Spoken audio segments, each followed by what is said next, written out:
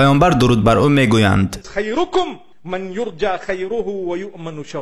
پیامبر میگویند بهترین آدمان، بهترین شما کسی است که از او نیکی امید است و مردم از شر او در امانند. آنها میدانند که به آنها ضرری نمیرسد. وقتی که شما در راه میروید آیا آدمان باور دارند که شما تنها به آنها فایده میآورید نه ضرر؟ اگر چنین باشد شما یکی از بهترین آدمانید. طرز گفتار شما زیاد معنا دارد. گرچه که ریشی دراز هم داشته باشد اما تبسم زیبا، سبحان الله، آن حتی دلهای سخت‌ترین را آب میکند.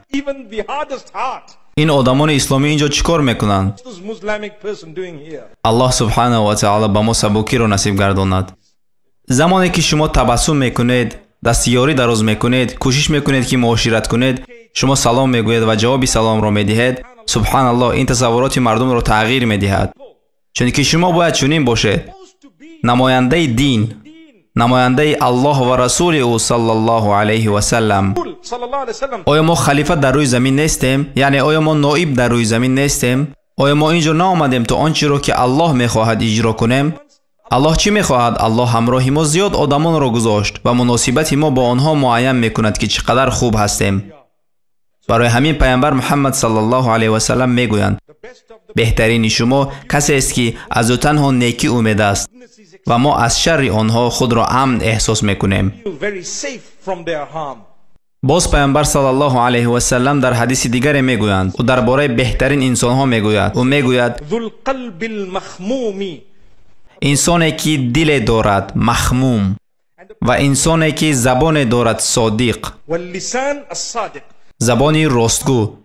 پس صحابگان رضی الله عنهم آنها پرسیدند معنای قلب المخموم چیست؟ چون که لسان صادق را ما فهمیدیم، زبانی راستگو. شما کلمه تحقیر، کلمه خطا، بر دروغ، فریب و شهادت بر دروغ و دیگر ها کذا را نمیگوید، ما این را فهمیدیم.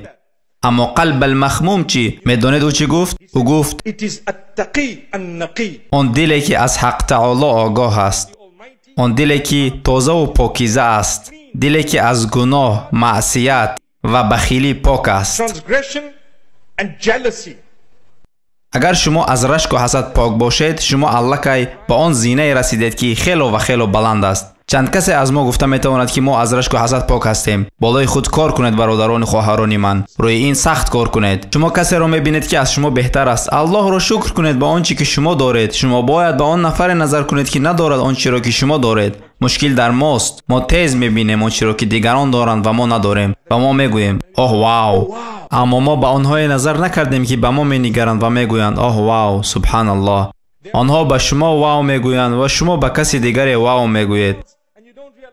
سبحان الله. الله سبحانه و تعالی با ما سبکی را نصیب گرداند. بگذار الله سبحانه و تعالی درها را برای ما باز کند و ما را از جمله کسانی گرداند که به قدر رحمت او برسیم.